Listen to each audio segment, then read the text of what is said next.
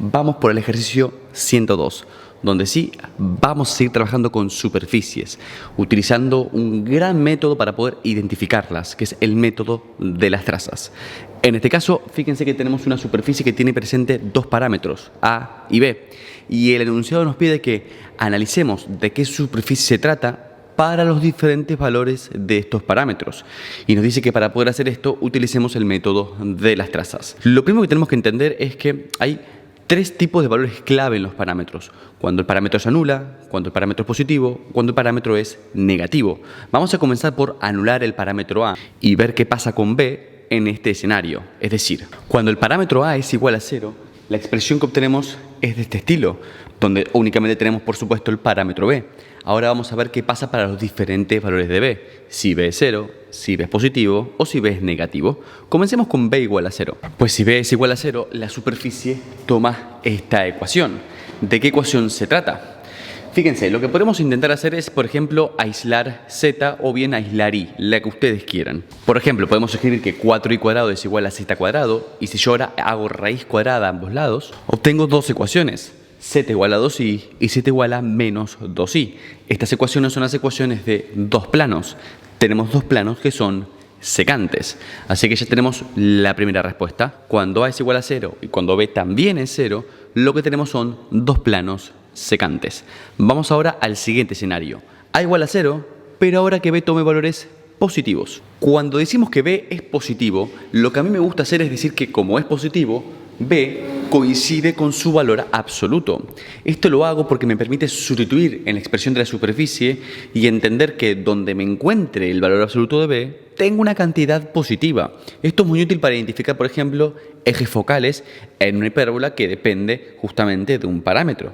Miren, vamos a verlo. Si yo sustituyo en esta expresión a B por su valor absoluto, pues B es positivo, tengo esta expresión de aquí, que a simple vista, si pensamos que se trata de una cónica en el plano IZ, ustedes dirían que se trata de una hipérbola. Pero recordemos, esta expresión es la expresión de una superficie. Es decir, esta igualdad se cumple para todo X.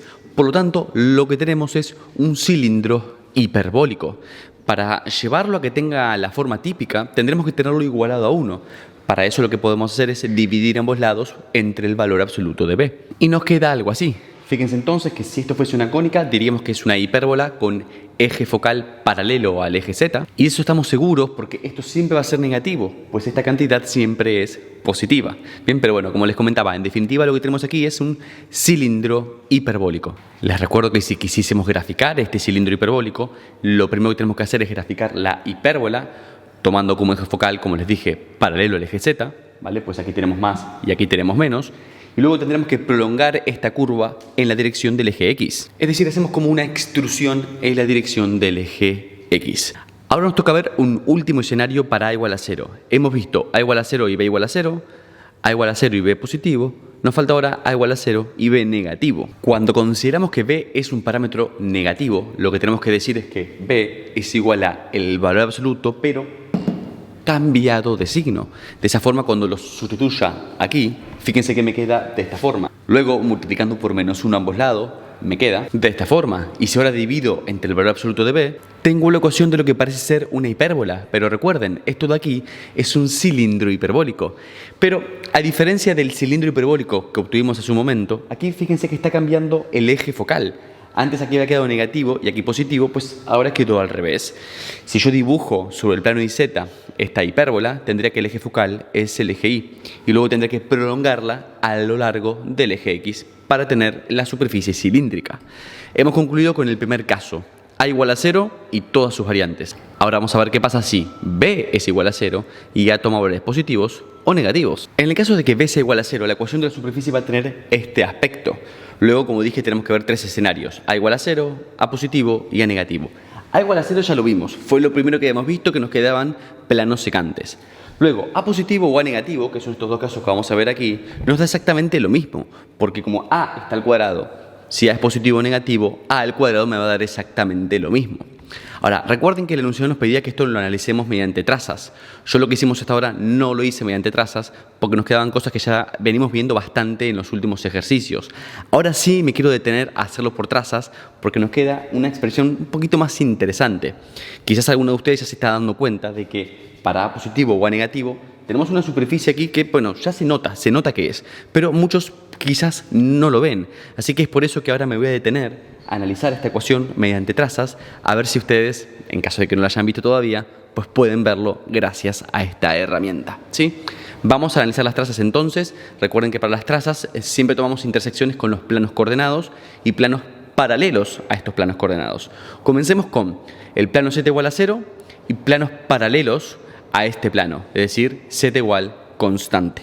Tomamos entonces esta ecuación y sustituimos a z por 0 para ver con qué traza nos encontramos. Fíjense que la ecuación que nos queda es esta de aquí.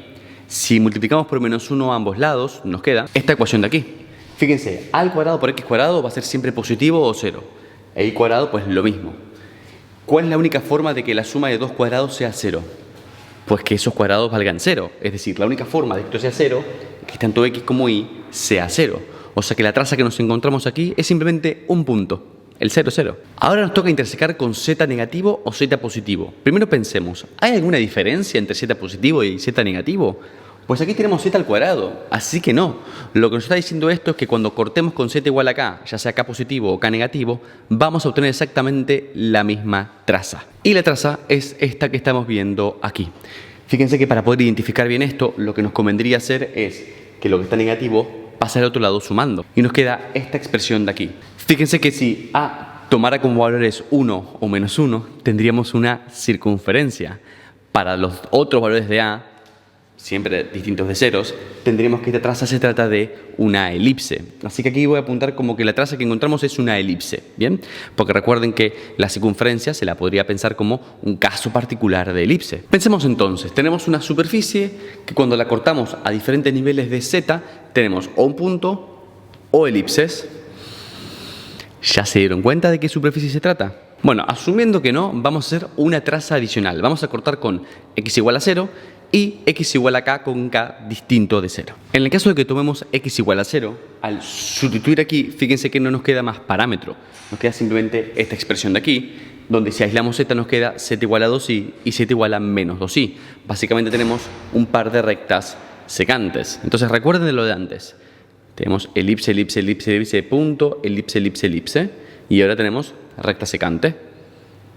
Ya son suficientes pistas, pero vamos a acabarlo. Vamos a poner x igual a k, con k distinto de 0, a ver con qué nos encontramos. Tenemos esta expresión de aquí, donde fíjense que no me interesa si k es positivo o negativo, porque se encuentra elevado al cuadrado, así que obtengo exactamente el mismo valor. Ahora bien, ¿con qué cónica nos estamos encontrando aquí? ¿De qué se trata esto? Fíjense, tenemos dos variables, y z, ambas al cuadrado y con signos diferentes. Si yo esto lo paso al otro lado, ¿cómo me queda? Me queda de esta forma. Y si luego yo divido entre a cuadrado por k cuadrado a ambos lados, me queda la ecuación de una hipérbola.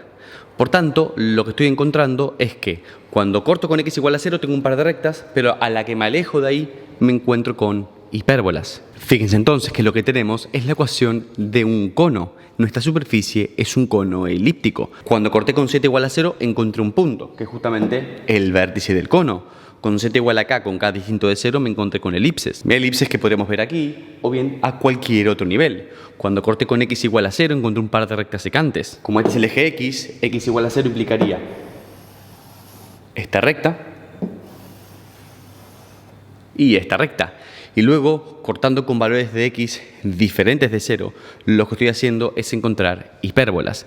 Como graficarlo es un poquito difícil, se lo muestro aquí rápidamente en GeoGebra. Fíjense cómo cuando corto con x igual a k con k distinto de 0, estoy encontrándome con hipérbolas. De esta forma concluimos con el análisis de dos grandes escenarios. En uno, a era 0 y b tomaba diferentes valores.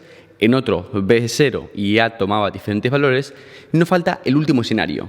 Considerar que ambos parámetros son diferentes de 0. En este último escenario, cuando a no es 0 y b tampoco, podemos reescribir esta superficie de esta forma, básicamente dividiendo por b ambos lados de la igualdad y enviando este a cuadrado al denominador de esta forma. Ahora, si se fijan bien, esta ecuación cumple con la estructura de hiperboloide de 2 hojas, lo que estudiamos en videos anteriores. Los animo a que lo estudien mediante trazas. Les doy una pequeña pista, una pequeña ayuda para dejarlos a que ustedes avancen. Fíjense que con y igual a 0 me queda la ecuación de una hipérbola. Con x igual a 0 también me queda la ecuación de una hipérbola. Hipérbola, hipérbola, hiperboloide. ¿Y cómo sé que es de una hoja o de 2 hojas?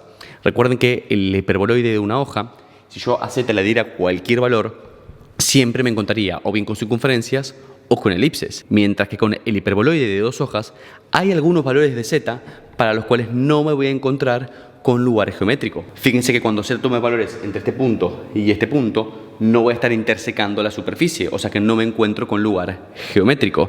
Mientras que si tomo valores por aquí arriba o por aquí abajo, me encontraré o bien con circunferencias o con elipses. Quiero dejarles de tarea lo siguiente, que me investiguen cuáles son los valores A y B, de modo de que si z toma valores entre B y A, no me encuentro con lugar geométrico. Eso lo hacen a partir de jugar con esta expresión. Así ponen en práctica lo que venimos estudiando de análisis de superficies mediante trazas.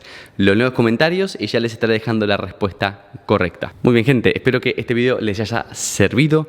Por ahora lo dejamos acá y ya en otra oportunidad seguiremos avanzando con esta guía de ejercicios. Les recuerdo que esta guía la encuentran en la descripción del video en formato PDF y a medida que vayamos avanzando con esta lista de reproducción, pues iré actualizando este PDF. Bien, nos vemos en el próximo video.